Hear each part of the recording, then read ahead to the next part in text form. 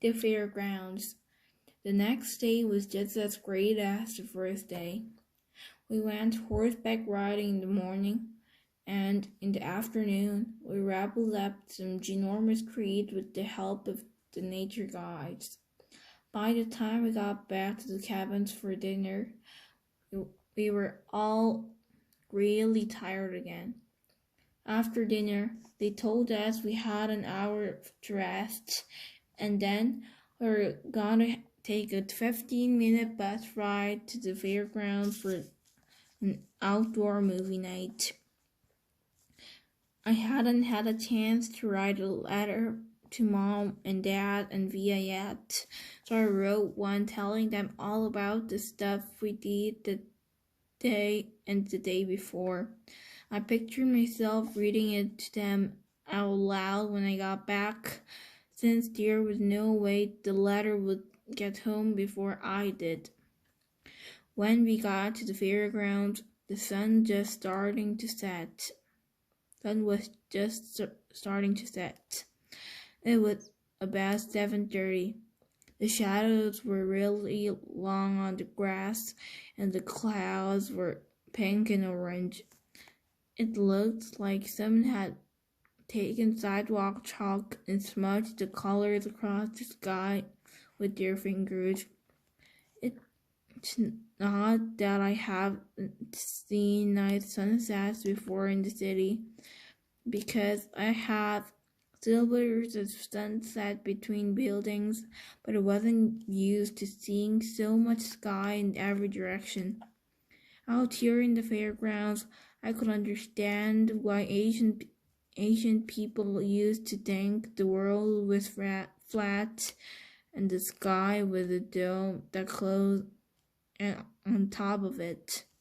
That's what it looked like from the fairgrounds in the middle of the huge open field. Because we were the first school to arrive, we got to run around the field all we wanted until the teachers told us it was time to lay out our sleeping bags on the ground and get good viewing seats. We unzipped our bags and laid them down like picnic blankets on the grass in front of the giant movie screen in the middle of the field. Then we went to the row of food trucks parked at the edge of the field to load up snacks and sodas and stuff like that. There were concession stands there too, like at a farmer's market, selling roasted peanuts and cotton candy. And up a little further with a short row carnival-type stalls, the kind where you can win a stuffed animal if you throw a baseball into a basket. Jack and I both tried and failed to win anything, but I heard Amos win a yellow hippo and gave it to the cinema. That was the big gossip that went around the jock and the brainiac. From the food trucks, you could see the corn stalks in the back of the movie screen. They covered about a third of the entire field.